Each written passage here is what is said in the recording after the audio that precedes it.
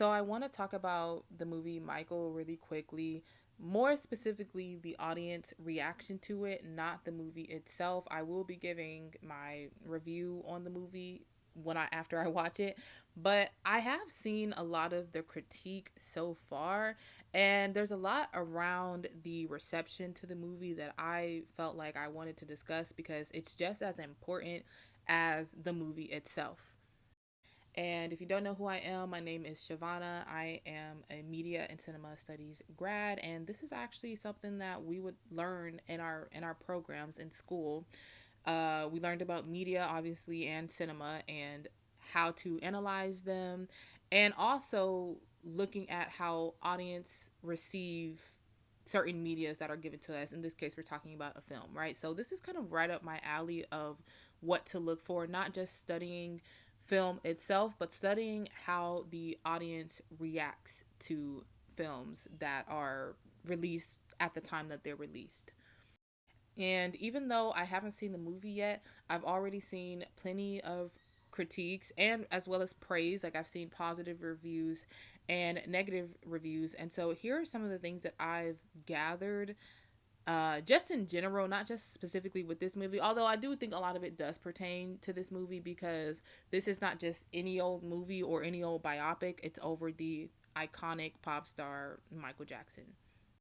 So on the screen, I have the main talking points that I want to go over that I've noticed so far with the audience reception to the movie Michael. Nothing is in a particular order, so we're just going to start off the top with biopics and the expectation versus reality. So, biopics are interesting because it's typically over a figure, a person who the public knows in some shape or fashion. In this case, the biopic is over Michael Jackson, who was a global superstar, and I think majority of the world was a fan of his.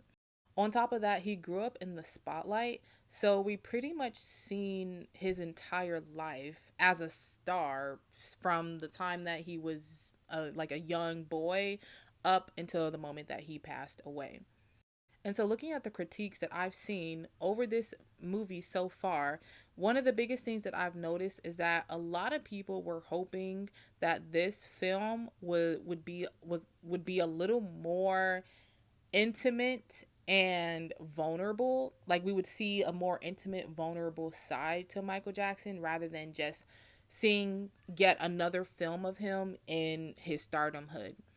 A lot of the critique that I've seen is that it just wasn't in depth enough. A lot of what they included in this film is apparently what we've already seen before. Now, I'm not going to lie to you, I have not seen any other Michael film. I like Michael Jackson's music, but I'd be lying if I sat here and said, like, oh, I'm a super Michael Jackson fan. A lot of the critique is coming from the older generations who practically grew up with Michael Jackson or like in the same eras as Michael Jackson. So it's understandable why there's more of an intimate attachment to Michael Jackson and any film or whatever that's being made about him versus someone like me who I just didn't build that emotional attachment to Michael Jackson. Love his music, love his artistry. He's obviously very talented and he does deserve that crown of being the king of pop, but I didn't build an emotional attachment to him. And that's another thing that I've noticed in from a lot of the critique that I've seen from the general public. Especially a lot of the general public, I find that they're divided on two different sides, and that side is just the emotional attachment. On one side, a lot of the general public enjoyed the movie simply because they looked at it as a way of honoring Michael Jackson's legacy and looking at this as just another tribute to him. So they feel attacked. I'm thinking that they feel attacked when people say that the movie was bad, it was trash. I've seen some people rate it a 3 out of 10. And whether you agree with that rating or not, I do think that a lot of why people are getting strong reactions when they dislike the film and when they give their opinions on why they dislike the film, it's coming from the fact that a lot of people might just feel emotionally attacked. Like, what do you mean you didn't like the film? Are you saying you didn't like Michael Jackson either? But that's not the case. Some fans love Michael Jackson but they didn't like this particular film and the route and the direction that the filmmakers chose to go for this biopic of him.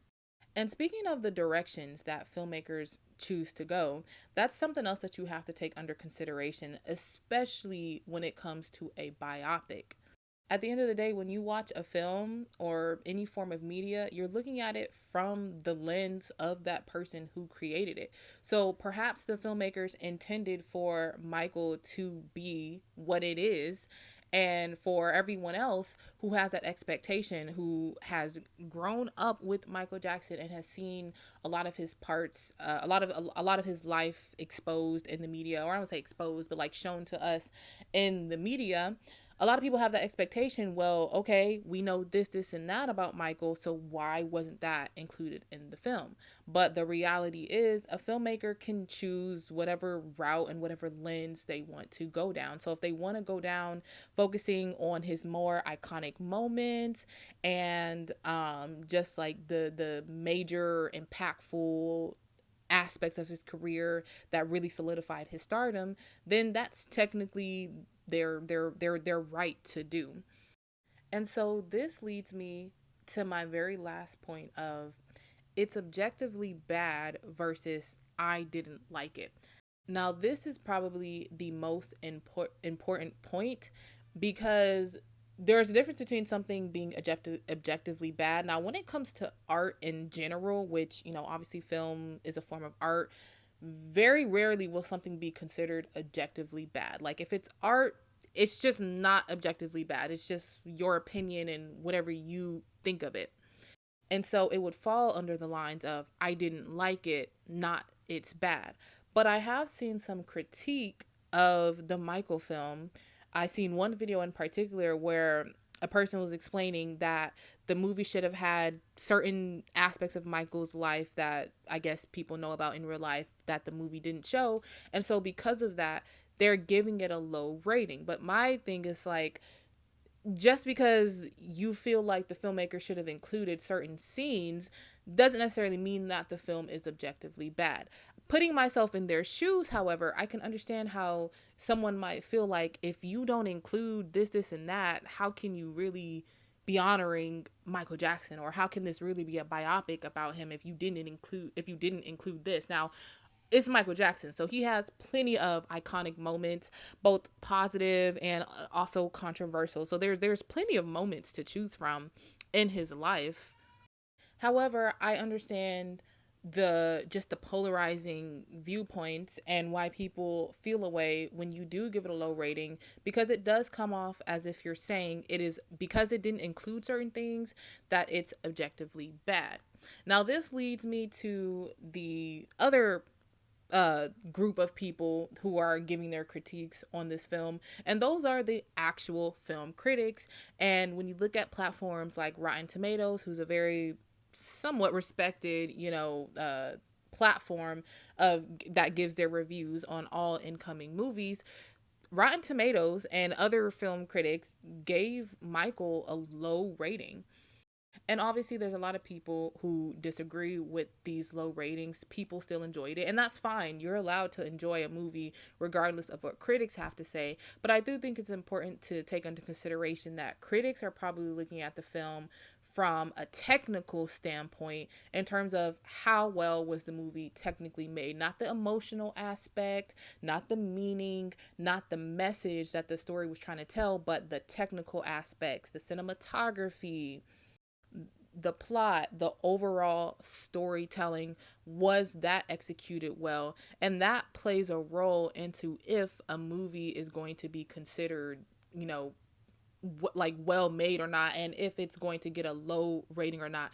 You have to look at the perspective that the person who's giving the critique is coming from. And I'm not saying that this necessarily applies to everyone on Rotten Tomatoes, but I'm just saying in general, like that's just something that I've noticed altogether about this overall Michael movies, that a lot of people just aren't taking under consideration what lens is this person looking at the film from. Do they have an emotional attachment to Michael Jackson or not?